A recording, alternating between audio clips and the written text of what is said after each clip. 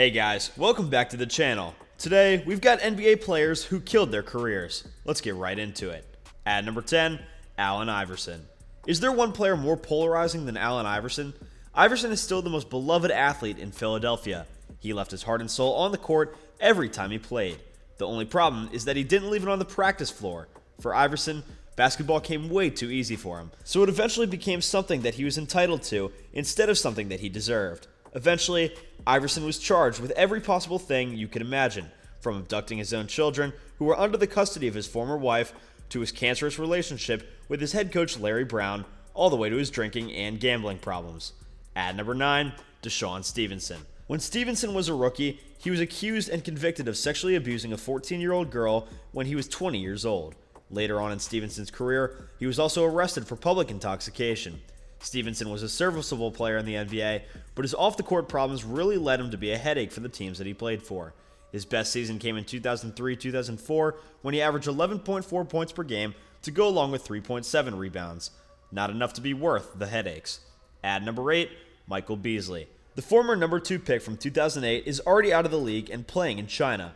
Who would have thought that Beasley's NBA career would only last 6 years when he was drafted? No one denies the talent that Beasley has. That is partly why Beasley even lasted 6 years in the league. Most teams would have given up on a player like him had he not been so talented.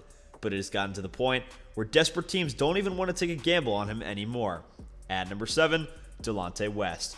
It's hard to say whether or not Delonte is at fault for his off-the-court rumors or if his bipolar personality is to blame. No one knows for sure how serious West's bipolar issues are, but if they are serious, it's hard to blame someone for having such a complex and paradoxical personality. On the other hand, playing basketball is a public job that requires a high amount of professionalism, which is something that West struggled with early on in his career. At number 6, Shawn Kemp.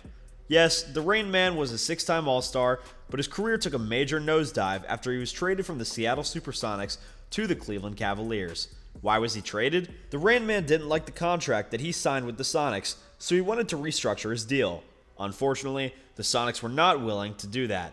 A couple years later, Kemp was in the Midwest, struggling with weight issues and substance abuse. At number 5, Dennis Rodman. How does a Hall of Fame player end up on this list? Rodman won 5 NBA championships, was an NBA Defensive Player of the Year twice, and he's led the league in rebounding 7 times. And yet, his career was stunted by his off-court problems with alcohol, gambling, women, and family troubles. This really prevented Rodman from being even better than he could have been.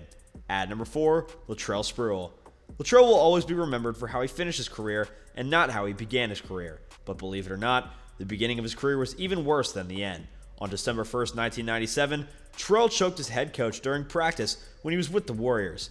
He was subsequently suspended for the year, and his $23.7 million contract was terminated. And then there was a whole incident where he rejected a multi-year contract because it would not be enough to feed his kid. What he did not know is that this contract offer would be the last. At number 3, Gilbert Arenas. When the hibachi got hot, nobody could cool him down. Gilbert shot 3-pointers like they were free throws, but his lack of maturity off the court was what got him into trouble. In 2010, he stored unlicensed guns in his locker room and pulled them out on his teammate, who we discussed earlier in the list. Arenas was subsequently suspended for the rest of the year and was in and out of the NBA after this event, until he eventually called it quits in 2012. At number 2, Len Bias. The number 2 pick in the 1986 NBA draft was drafted by the Boston Celtics and was deemed to be the next Michael Jordan. In college, Bias was a lethal weapon offensively and really had no weaknesses to his game. However, less than 2 days after the draft, Bias died from a drug overdose. Reports say that Bias died from cardiac arrest from overdosing on cocaine, and sadly, the world would have never known how good Bias could have been if he put on an NBA jersey. At number 1, Jason Williams. Jason Williams was initially a first-round pick of the 76ers in 1990. Williams was on the up and up as one of the premier centers in the NBA, while he had his playing time with the New Jersey Nets. And then his life took a tragic turn. In 2002, Williams was connected with the fatal shooting of his chauffeur. This led to Williams spending 2 years in jail and the end of his NBA career. Well guys, thank you so much for tuning in. Be sure to smash that like button, subscribe to Athletic Dive, and hit that notification bell so that you never miss a video. See you all next time.